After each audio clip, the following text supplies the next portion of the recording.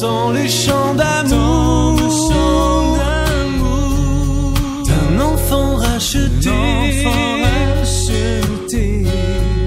Je prendrai mes faibles mots pour te dire quel Dieu merveilleux tu es.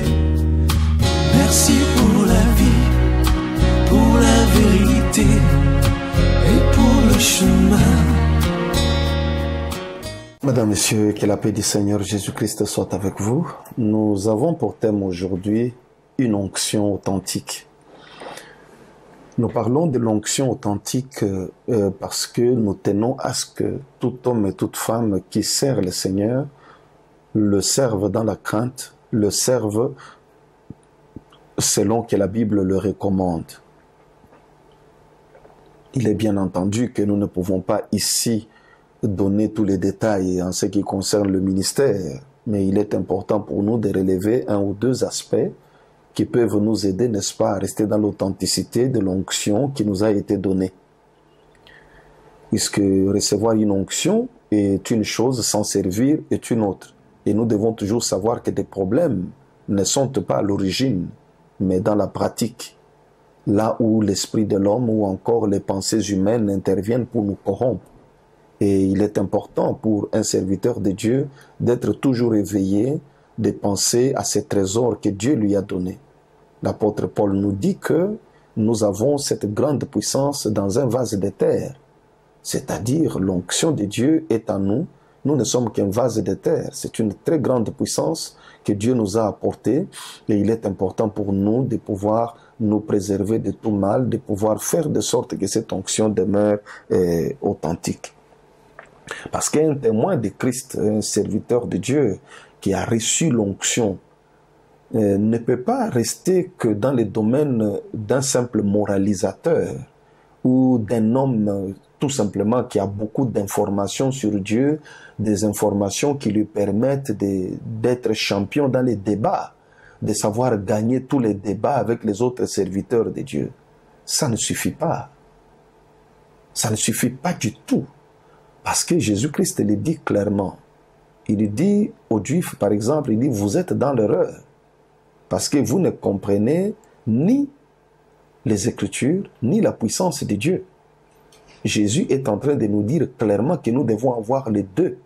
Nous devons avoir les Écritures et nous devons avoir la puissance. Nous devons avoir la parole, nous devons avoir l'onction. Nous devons avoir les deux. Jésus nous fait comprendre dans cette référence que c'est l'homme de Dieu qui n'a pas les deux est forcément dans l'erreur. Il dit, vous êtes dans l'erreur parce que vous ne comprenez ni les Écritures, ni la puissance de Dieu. Il faut, nous devons les avoir. Lorsque vous n'avez pas les Écritures et vous n'avez pas la puissance de Dieu, vous êtes forcément dans l'erreur. C'est Jésus qui le dit. C'est pour cette raison que lorsque nous recevons l'onction, nous devons savoir nous en servir. L'onction que nous recevons, nous l'avons dit, ne doit pas servir qu'au débat, à affronter des gens pour montrer que nous connaissons. L'usage est déjà mauvais.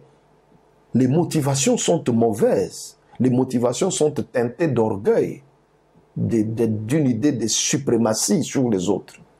Ce n'est pas un bon usage, parce que le Seigneur nous appelle comme des serviteurs et non comme des personnes qui cherchent à se placer au-dessus des autres personnes. Nous devons donc comprendre que l'onction doit demeurer authentique en nous. Et l'onction est venue en nous pour servir à la gloire de Dieu. Voilà une onction authentique. Elle sert à la gloire de Dieu. Tout ce que nous allons faire avec cette onction va conduire les gens à glorifier le Seigneur, va conduire les gens à adorer le Seigneur, à l'aimer, à croire en lui. Voilà ce qu'une onction authentique doit accomplir dans la vie d'un chacun. Un témoin de Christ, un homme qui a l'onction de Dieu, a un atout supplémentaire. C'est-à-dire, cet atout, c'est quoi? C'est le revêtement de puissance qu'il a reçu. Christ l'avait dit à ses disciples. Il avait Pierre, Jean, Jacques, Barthélemy, Jude, toutes ces personnes étaient autour de lui. Ces gens avaient déjà imposé les mains aux malades et les malades avaient été guéris. Ils avaient déjà accompli des miracles. Mais cela ne suffisait pas.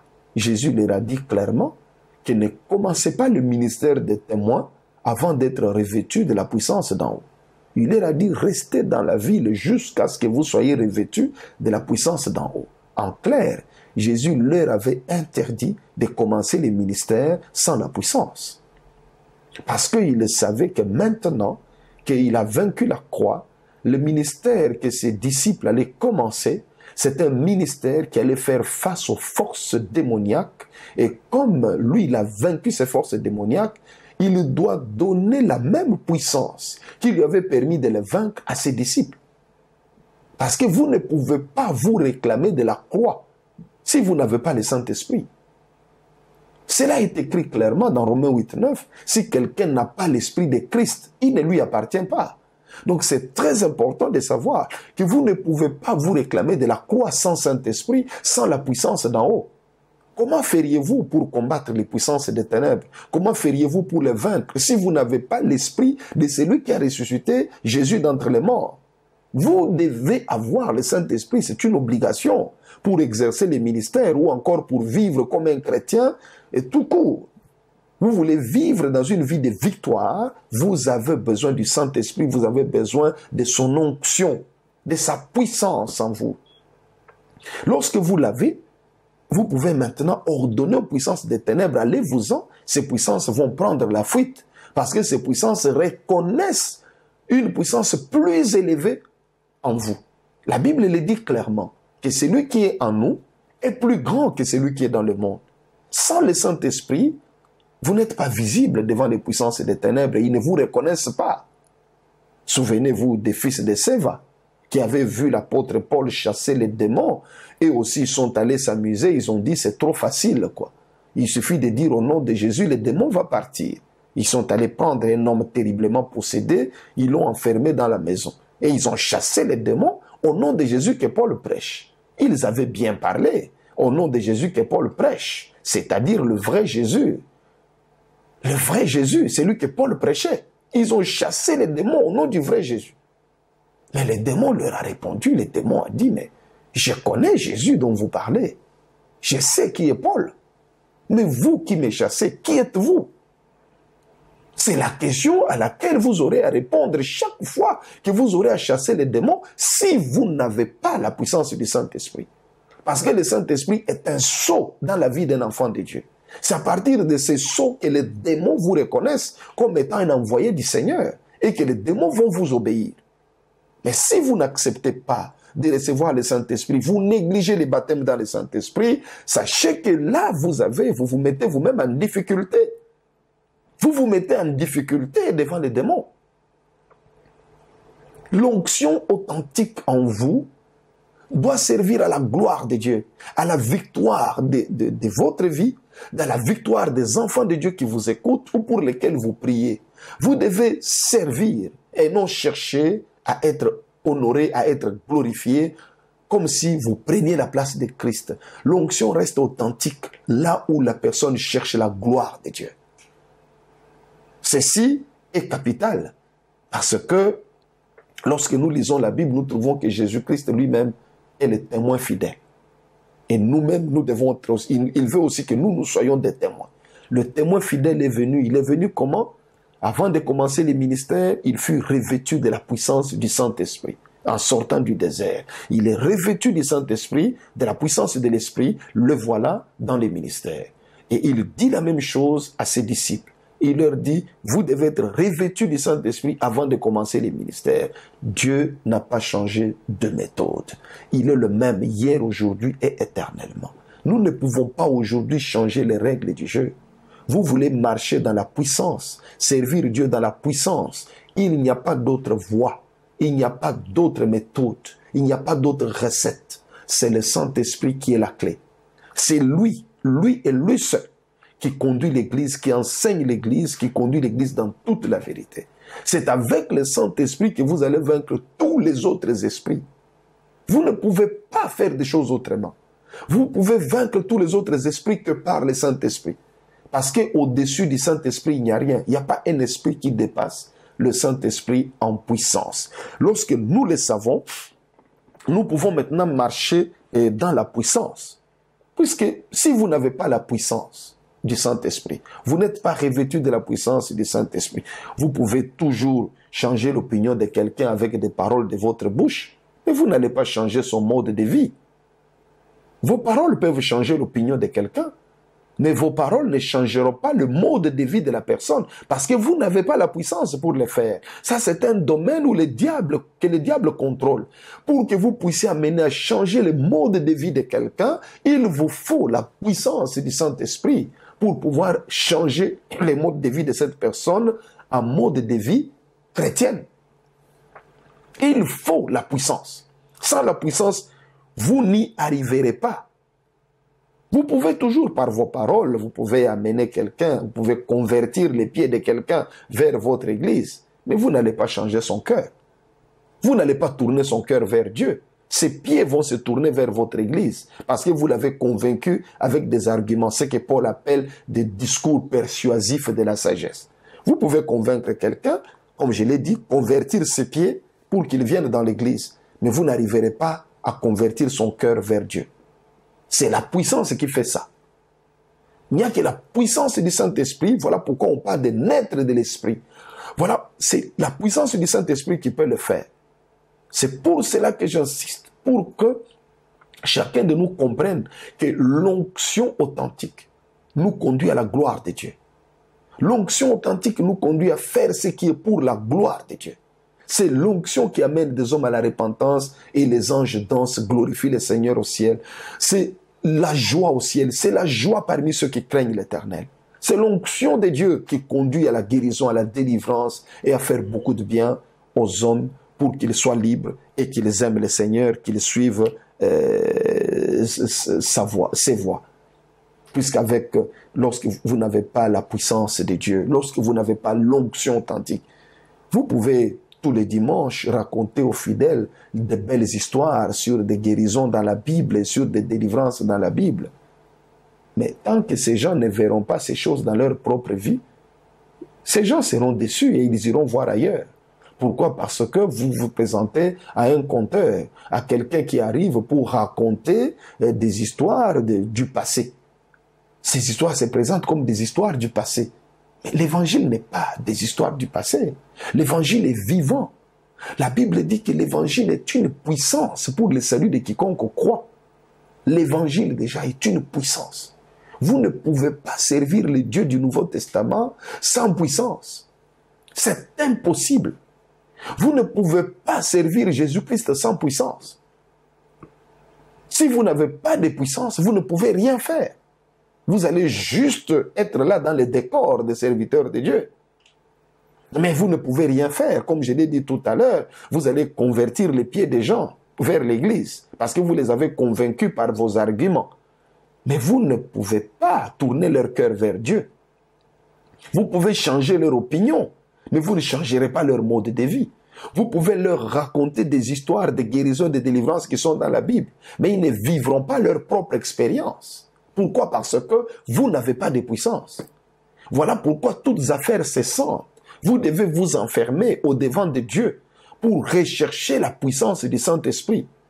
Vous devez demander cela jusqu'à ce que vous le receviez. Jésus a dit clairement que celui qui va demander, il va recevoir. Il dit, vous, méchants comme vous êtes, vous savez donner de bonnes choses à vos enfants. À combien plus forte raison votre Père Céleste donnera-t-il le Saint-Esprit à ceux qui le lui demandent? Il vous revient de demander au Père, de chercher. Celui qui a soif reçoit. Jésus a dit que celui qui a soif qu'il demande, je vais lui donner de l'eau. Et la Bible dit clairement dans Jean 7, 37 à 39, qu'il parlait de l'Esprit, parce que l'Esprit n'était pas encore donné. Il donne le Saint-Esprit à ceux qui ont soif. C'est pourquoi je vous exhorte à avoir une grande soif de la puissance de Dieu. Le Saint-Esprit. Vous devez avoir une grande soif. Lorsque vous avez une grande soif, vous allez prier, demander la grâce de Dieu, il va vous revêtir de puissance. Et lorsque vous parlerez, vous tournerez le cœur des gens vers Dieu. Vous verrez des gens se repentir, abandonner leurs péchés et suivre le chemin de Christ. Vous verrez des personnes être guéries, des personnes être délivrées. Pourquoi? Parce que l'onction de Dieu est avec vous pour accomplir ces choses. Sans la puissance du Saint-Esprit, les miracles ne se produisent pas. Des guérisons ne sont pas accomplies, des conversions ne sont pas accomplies. L'onction authentique rend gloire à Dieu. Parce qu'un homme possédé de mauvais esprits n'ira pas au ciel. Vous pouvez lui prêcher l'évangile comme vous voulez, mais tant qu'il est possédé de mauvais esprits, il n'est pas sauvé. Cette personne est liée par les démons pour l'enfer. Et quand les démons possèdent quelqu'un, ce n'est pas pour blaguer, c'est pour l'amener en enfer.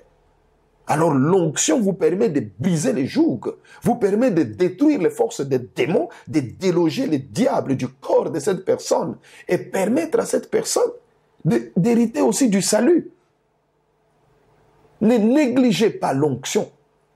Et lorsque vous la recevez, restez dans l'authenticité de l'onction, c'est-à-dire la gloire de Dieu. Recherchez tout le temps la gloire de Dieu. La guérison des hommes, la délivrance des hommes, tous ceux qui sont liés par les puissances des ténèbres ont besoin de liberté pour servir le Seigneur, pour suivre Jésus, pour craindre Dieu. Et sans la puissance du Saint-Esprit, on ne pourra rien faire. Vous aurez des gens qui s'appellent des chrétiens, mais lorsque vous regardez leur vie ne reflète pas la parole de Dieu. Leur vie ne reflète pas ce que le Christ était. Vous ne pouvez pas vous dire chrétien, c'est-à-dire semblable à Christ, et ne pas être conforme à travers vos paroles et vos actes. Lorsque vous dites que vous êtes un chrétien, les gens commencent à vous juger à partir de votre foi. Même si vous êtes un médecin, vous êtes un infirmier, vous êtes un instituteur. Lorsque vous commettez une faute, on ne dira pas qu'est-ce qu'un instituteur se conduit comme ça, on va dire est-ce qu'un chrétien se conduit comme ça. Comprenez donc que l'onction que vous recevez, c'est pour la gloire de Dieu. Vous ne recevez pas le Saint-Esprit seulement pour avoir beaucoup d'informations sur Dieu, commencer à débattre du matin au soir sur des virgules, sur des accents dans la Bible, sur un mot, des débats sémantiques qui vous épuisent toute la journée. Finalement, personne n'est sauvé. Vous débattez avec des incrédules qui n'ont même pas besoin de se convertir. Vous débattez avec des gens qui n'ont même pas besoin de pouvoir se repentir. Donc, il est important que vous compreniez que lorsque vous recevez l'onction, c'est pour sauver les âmes. C'est pour sauver les âmes que Dieu vous a appelées. Et non pour débattre avec des incrédules qui ne veulent pas se convertir. Vous n'êtes pas là pour montrer votre connaissance. Avec une phrase simple, vous pouvez amener les gens au salut, tout simplement parce que vous êtes revêtus de la puissance du Saint-Esprit. Une fois, j'ai entendu quelqu'un dire, ah voilà, mais ce prédicateur, il n'a même rien dit de profond. Mais comment beaucoup de gens comme ça donnent leur vie à Christ? J'ai dit, c'est l'onction. C'est ça la puissance. La puissance de Dieu ne dépend pas des choses profondes ou des choses extraordinaires, des révélations pour amener les gens au salut. Il y en a plus ils entendent des révélations, plus ils deviennent mauvais. Pourquoi? Parce qu'il n'y a pas de puissance pour les libérer du péché, pour les libérer du mal. Mais quelqu'un qui a l'onction n'a pas besoin de grandes révélations pour amener quelqu'un à Christ. Il peut juste dire à quelqu'un, Jésus-Christ t'aime, et la personne commence à pleurer. La personne cherche la repentance. Il a dit seulement Jésus-Christ t'aime. Pourquoi? Parce qu'il a le Saint-Esprit, il a l'onction, il a l'autorité pour conduire des âmes auprès de Christ. Mais lorsque vous n'avez pas l'onction, vous allez vous épuiser à crier, à parler, juste pour peut-être convaincre une personne de changer d'opinion. Même pas de se convertir, de changer d'opinion. Comprenez que l'onction authentique travaille pour la gloire de Dieu.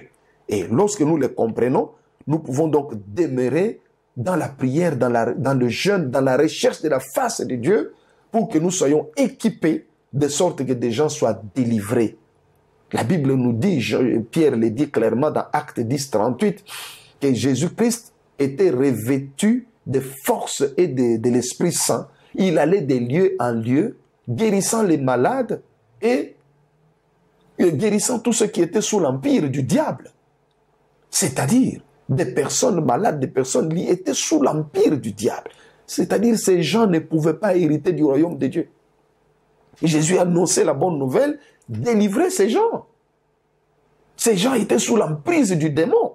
Ils ne pouvaient pas hériter du royaume de Dieu. Voilà pourquoi Jésus avait dit dans la synagogue de Nazareth, « L'Esprit du Seigneur, l'Éternel, est sur moi, car il m'a oint pour proclamer la bonne nouvelle. » Pas seulement pour proclamer la bonne nouvelle, mais aussi pour libérer les captifs, pour guérir ceux qui ont le cœur brisé, pour rendre libres les opprimés, pour ouvrir les yeux des aveugles, pour proclamer une année de grâce du Seigneur. Voilà comment Jésus dit, décrit, fait ce qu'on peut appeler la job description de l'onction qui était en lui.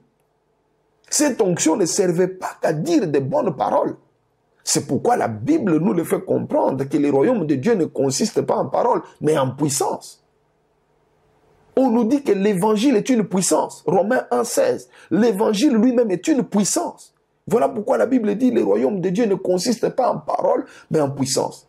Lorsque vous n'avez pas de puissance, l'évangile devient de simples paroles, des discours persuasifs de la sagesse. Parce que vous n'avez pas la puissance. Et je voudrais qu'aujourd'hui vous preniez conscience de cela. Vous êtes serviteur de Dieu, servante de Dieu. La priorité, vous devez vous-même être d'abord revêtu de puissance. Ne cherchez pas seulement à connaître toute la Bible. C'est très bien, je vous encourage à étudier la Bible. Mais je voudrais vous dire que sans la puissance, tout cela ne vous servira de rien. Vraiment de rien. Parce que le démon n'a pas peur de la connaissance. Le démon a peur de la puissance. Lorsque l'évangile est puissance dans ta vie, le démon a peur. Et les gens peuvent être libérés.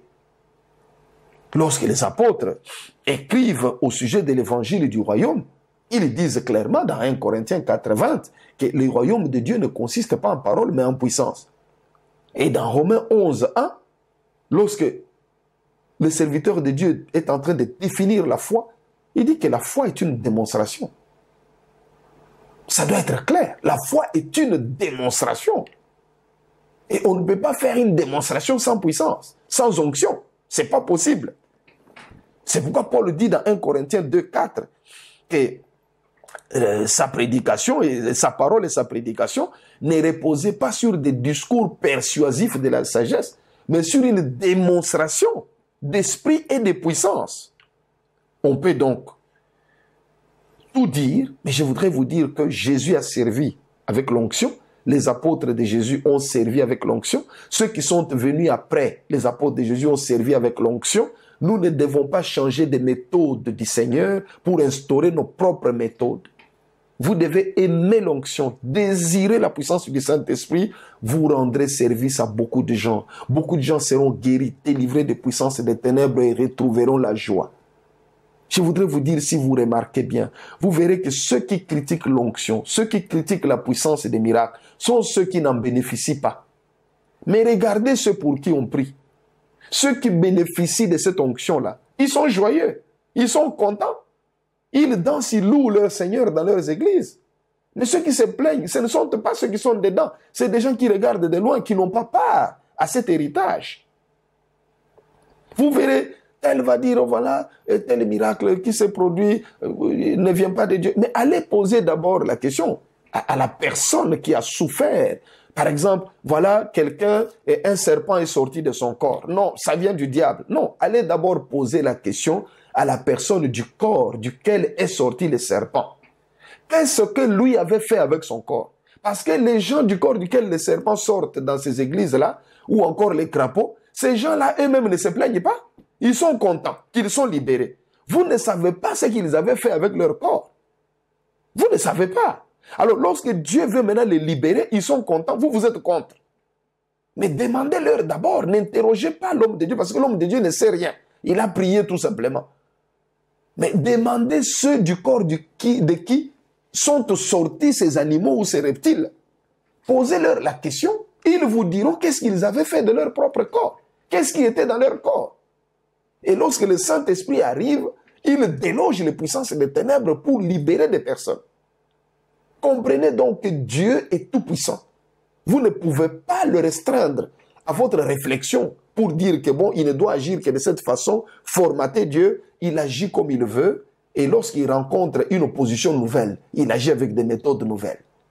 Je voudrais vous dire que nous devons apprendre que le Saint-Esprit, l'onction réelle, quand il est dans quelqu'un, cette onction authentique rend gloire à Dieu. Parce que la Bible nous fait comprendre dans Jean 15, 26 que lorsque le Saint-Esprit viendra.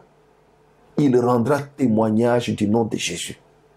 Voilà ce que fait l'onction réelle. Cette onction ne rend pas témoignage de quelqu'un d'autre. Jésus a dit clairement que lorsque le Saint-Esprit va venir, il va rendre témoignage de moi et il va me glorifier. Voilà ce que Jésus dit. Alléluia. Lorsque je vois cela écrit, je dis que toute personne qui a l'onction authentique, le message de sa bouche va rendre gloire au nom de Jésus, pas rendre gloire aux hommes dans le sens de les diviniser, dans le sens de les rendre des seigneurs. Non, rendre gloire à Jésus. Il y a un seul nom que le Saint-Esprit glorifie, c'est le nom de Jésus. Il y a un seul nom dont l'Esprit Saint rend témoignage, c'est le nom de Jésus. Là, vous reconnaissez l'onction authentique. Et les miracles sont faits, car tous les miracles que l'onction accomplit, c'est pour la gloire de Dieu. Dans Jean 13, 14, c'est écrit, Jésus dit que tout ce que vous demanderez à mon nom, je le ferai afin que le Père soit glorifié. Christ fait cela pour que le Père soit glorifié. Le but des miracles accomplis par l'onction, c'est la gloire du Père. Donc nous ne pouvons pas combattre les miracles, combattre l'onction. Si nous les faisons, nous combattons Christ, nous combattons la gloire de Dieu, parce que Jésus dit qu'il va faire des miracles pour que le Père soit glorifié. Jean 13, 14. Voilà le but des miracles. C'est la gloire du Père. Le Père doit être glorifié. Quiconque combat l'onction, combat les miracles, il combat Dieu, il combat la gloire du Seigneur. Nous devons donc nous garder d'affronter. Ne prenons pas d'affronter le Saint-Esprit. Ne prenons pas les risques d'avoir combattu contre Dieu dans notre façon de voir les choses. Avant de dire que tel miracle est faux, recourez au don du discernement des esprits. La Bible nous le recommande fortement. Nous devons avoir le discernement des esprits. Ne concluons pas avec notre propre connaissance, avec nos vues charnelles, mais interrogeons le Saint-Esprit qui va nous aider en toutes choses. L'onction demeure strictement authentique lorsque elle rend la gloire à un seul nom, le nom de Jésus. Que l'Éternel, mon Dieu, vous bénisse. Je prendrai mes faibles mots pour te dire quel Dieu merveilleux.